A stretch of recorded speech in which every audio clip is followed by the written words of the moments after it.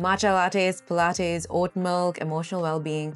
These aren't just trends. They are now visual cues. Aesthetic signals that tap into something that's deeper than taste. They tap into a need to belong. And as a brand designer that's worked with a lot of wellness brands, I've noticed this fascinating pattern over and over again. Certain categories have become so powerful that they have started shaping entire industry categories. And it's not because the design is groundbreaking, it's because it feels familiar, especially when everybody around you is buying it. So in this video, I want to break down the psychology behind it all and why you're suddenly seeing all these different types of brands sell this wellness aesthetic lifestyle, even if their products are totally different. I want to introduce this concept by first introducing a theory called the social identity theory. And the theory explains how humans naturally categorize themselves into groups to feel accepted, validated, and secure. And brands have figured that out. We don't buy things for function anymore. We buy it because it signals something else. It signals who we are, who we relate to, who we are part of, and where we fit in. Think of it like an adult version of high school. You've got the matcha drinkers, Pilates girls, and the girls who wear matching gym sets just to go out to brunch. And this actually is all a type of branding, but a level deeper than that, it's about inclusion, because nobody wants to feel like the odd one out. So when a brand creates a very strong identity, people want to buy into that, to feel belonged, to feel loved, to feel like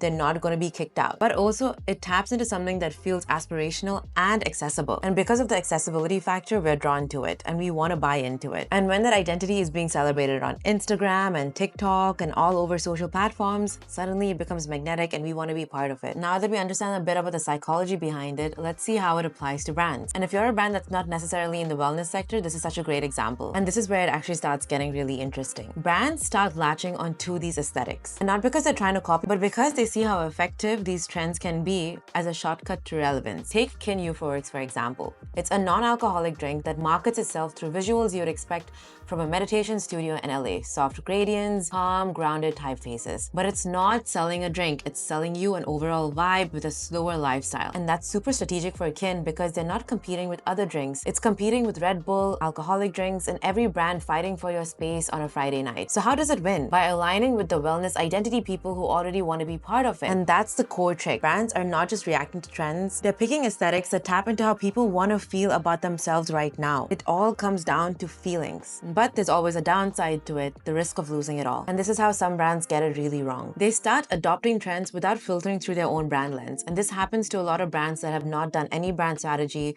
that have just rushed to launch a product or service and get a random color or logo, and they just don't understand why. And these are the brands that just jump on any crazy marketing trends just to stay relevant and fit in. They're not actually doing any intentional work over here. And immediately you can tell when these brands start to feel off because even consumers realize it. The visuals suddenly look overly trendy, the Instagram pages suddenly look different, and their messaging feels all over the place. Like you can see the vibe and the aesthetic is there, but it just doesn't work and it feels so impersonal and fake. The most powerful brands out there are the ones that take these shared cultural signals and they remix them up with their own story. They mix in their own brand values and their own brand edge. And I kind of want to go back to the high school point. Remember high school when everything was just about cliques? You had the cool kids, the sporty ones, the nerds, creatives, and you just wanted to fit in, but also stand out just enough. And the same thing plays out in branding. Every trend automatically creates a clique, and your brand has a choice. Are you going to be starting your own group and trend? Are you going to be hopping on or jumping on into a trend just to fit in? Or are you just going to forget what is in the picture and just do something completely on your own and build a loyal fan base? And there's no right or wrong answer to this. It really depends on which stage your brand is at and doing what's right for it. And so don't think that just because you're jumping on a trend, it makes you lame or a copycatter. Like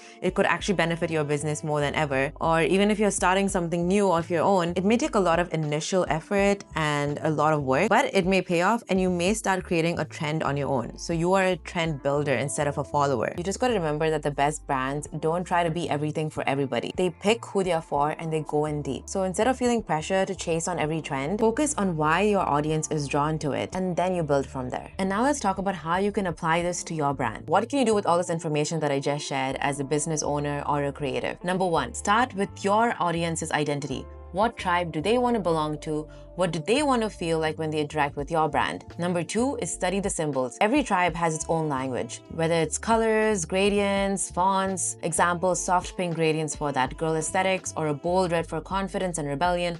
Understand what those signals say and how they're perceived. Number 3 is don't imitate, but just try translating it.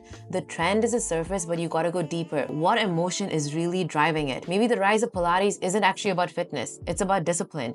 And clean girl isn't about beauty, it's about control, minimalism, effortlessness. And number 4 is add your twist. That's what makes a brand truly unforgettable. Not that you just use a trend, but you made it yours in your own way by combining your brand's USP and seeing what's been done already out there. We gotta remember, when we're talking about branding, we're not just talking about logos and fonts. We're talking about identity. And identity is shaped by the brands and groups you associate with. Get this locked in and it's gonna be so much more easier to build a brand from here on. So the next time you're seeing a viral product, a color, or trend, think about this. What is this really selling me? Because the chances are the Pilates and the matcha drink isn't just because it is a random aesthetic. It's the idea that if you buy this, you're part of this tribe. So if you're building a brand and wondering, how do I tap into that emotional connection without losing yourself in the noise? That's literally what I help brands do every day through design. We find your unique angle, your true identity, and we build around that. And if you're interested to work with me, you can book a free discovery call via the YouTube description and the link below, and we can actually find out what your brand really stands for. And as always, if you enjoyed this video, don't forget to like, subscribe, and I'll see you in the next video.